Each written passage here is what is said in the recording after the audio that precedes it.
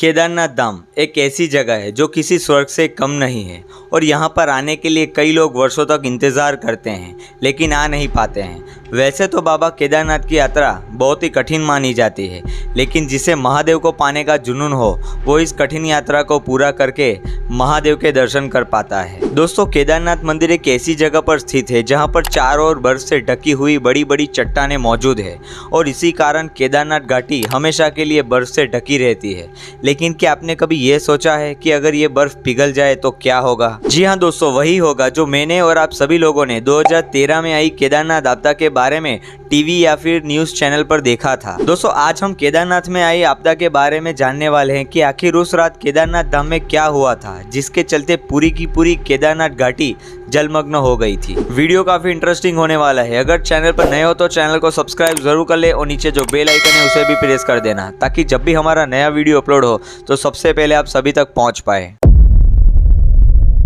आखिर उस रात केदारनाथ धाम में ऐसा कौन सा संकट आ पड़ा था जिसके चलते हजारों की संख्या में लोग मारे गए थे? जैसे कि हम सब जानते हैं कि 16 जून 2013 को केदारनाथ में भयंकर बारिश हुई थी जिसके चलते केदारनाथ मंदिर के साथ साथ आसपास के कई इलाके पानी में जलमग्न हो गए थे। दोस्तों, शुरुआत से जानते हैं कि आखिर केदारनाथ धाम में उस रात क्या हुआ था। हर साल की तरह 6 महीने तक बाबा केदारनाथ मंदिर के कपाट बंद रहते हैं और वापस 6 महीने के बाद अक्षय तृतीया के दिन पूरे पारंपरिक तौर से बाबा केदारनाथ मंदिर के कपाट खोल दिए जाते हैं। इस दौरान कई लोग दूर दूर से बाबा केदारनाथ के दर्शन करने के लिए आते हैं। हर साल की तरह 2013 में भी लाखों की संख्या में कई श्रद्धालु बाबा केदारनाथ के दर्शन करने के लिए दूर दूर से आए हुए थे। कई मुसीबतों का सामना करने के बाद जब वो श्रद्धालु बाबा केदारनाथ मंदिर के मुख्य द्वार पर पहुंचे तब उन्हें मानो स्वर्ग की अनुभूति हुई, लेकिन उन्हें क्या पता था कि शायद ये उनकी आखिरी यात्रा हो सकती है। जी हाँ दोस्तों, अब जो मैं आपको बताने जा रहा हूँ वो जरा ध्यान से सुनना। वैसे तो केदारनाथ का मौसम कभी भी बदल सकता है और यहाँ पर कभी भी बारिश हो सकती है, लेकिन ये बारिश कोई साधारण बारिश नहीं थी। उस समय उत्तराखंड में बारिश का मौसम था और हर जगह बारिश ही बारिश हो रही थी, लेकिन केदारनाथ में 13 जून से शुरू हुई बारिश रुकने का नाम ही नहीं ले रही थी। जैसे जैसे दिन बीतते जा रहे थे वैसे वैसे बारिश और भी ज्यादा बढ़ने लगी थी। देखते ही देखते बारिश ने अपना रौद्र रूप धारण कर लिया और बादल फटने से केदारनाथ धाम से बहती हुई मंदाकिनी नदी पूरी तरह से बारिश के पानी से भर गई थी और मंदाकिनी नदी भी मानो बाहर निकलने के लिए मजबूर हो रही थी। 16 जून वाली उस रात केदारनाथ यात्रा में आए हुए कई श्रद्धालु बाबा केदारनाथ के दर्शन करने के बाद वापस अपने रूम में लौट रहे थे और कई श्रद्धालु केदारनाथ यात्रा में सफर के कारण धर्मशाला में आराम कर रहे थे, लेकिन उनको ये नहीं पता था कि उनकी ये रात बहुत ही भयानक गुजरने वाली है। और भी ज्यादा विपरीत परिस्थिति तो तब आई जब केदारनाथ मंदिर के पीछे मौजूद चौराबाड़ी झील पर ग्लेशियर धीरे धीरे पिघलने लगे थे और देखते ही देखते चौराबाड़ी झील पूरी तरह से ठंडे ग्लेशियरों के पानी से भर गई। माना जाता है कि चौराबाड़ी झील की दीवार टूटने से झील में भरा हुआ पानी इतनी तेजी से केदारनाथ घाटी की ओर आ पहुंचा मानो कि बहुत बड़ी सुनामी की लहरें आ रही हो। चौराबाड़ी झील से निकले हुए उस पानी ने एक बाढ़ का प्रचंड रूप धारण किया और उसके कारण पूरी की पूरी केदारनाथ घाटी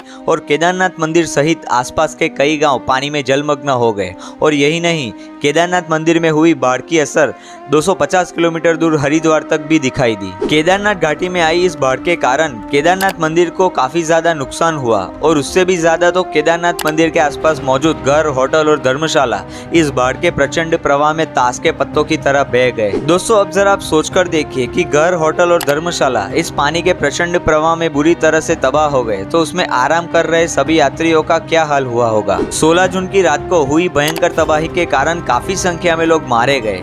श्रद्धालुओं को ये नहीं पता चला कि आखिर उनके साथ अचानक से ये सब क्या हो गया।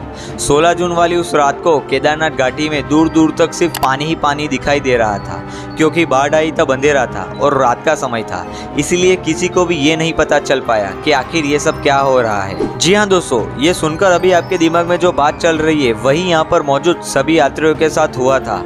माना जाता है कि इस प्रचंड बाढ़ से केदारनाथ घाटी में काफी ज्यादा नुकसान हुआ था, लेकिन उससे भी ज्यादा बाबा केदारनाथ के दर्शन करने के लिए दूर दूर से आए हुए श्रद्धालु इस पानी में बह गए थे और लाखों की संख्या में लोग मारे गए थे। 16 जून वाली वो भयानक रात गुजरने के बाद जब 17 जून की सुबह हुई तब इस बाढ़ में बचे हुए लोगों ने केदारनाथ घाटी का जो मंजर देखा उसे देखकर वहां पर मौजूद सभी लोगों की रूह कांप गई।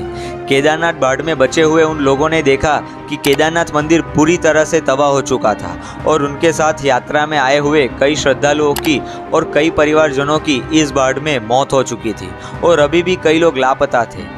कहा जाता है कि केदारनाथ धाम में हुई आपदा में करीब 6000 से भी ज्यादा लोग इस बाढ़ में मारे गए थे। इस परिस्थिति को देखकर 17 जून 2013 को उत्तराखंड सरकार द्वारा इस बाढ़ में बचे हुए लोगों को रेस्क्यू किया गया और बाहर निकाला गया, लेकिन अभी भी कई लोग लापता थे और उत्तराखंड सरकार द्वारा उन लापता लोगों को भी ढूंढा गया। 16 जून की रात को केदारनाथ घाटी में बादल फटने के कारण जो बाढ़ आई थी, जिसके कारण केदारनाथ मंदिर अंदर और बाहर से पूरी तरह से नष्ट हो चुका था, जिसके बाद 17 जून केदारनाथ घाटी में पूरी तरह से बाढ़ का पानी उतरने के बाद केदारनाथ मंदिर को फिर से खोला गया और मंदिर के अंदर साफ सफाई की गई। लेकिन नियम अनुसार 6 महीने बीत जाने के बाद फिर से केदारनाथ मंदिर के कपाट बंद कर दिए गए। दोस्तों 2013 में केदारनाथ धाम में हुई आपदा को आज 10 साल से भी ज्यादा समय हो चुका है, लेकिन आज भी वो मंजर, वो नज़ारा भयानक परिस्थिति में बचे उन लोगों की आंखों के सामने आता है, तब उनकी रूह कांप जाती है।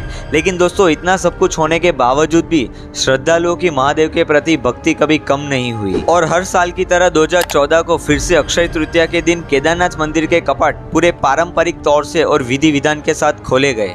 और इतना सब कुछ होने के बावजूद भी 2014 में लाखों की संख्या में श्रद्धालु बाबा केदारनाथ मंदिर के दर्शन करने के लिए पहुंचे थे। 2014 की केदारनाथ यात्रा में सब कुछ बदल गया था, क्योंकि 2013 में हुई आपदा में यहाँ पर सब कुछ नष्ट हो चुका था।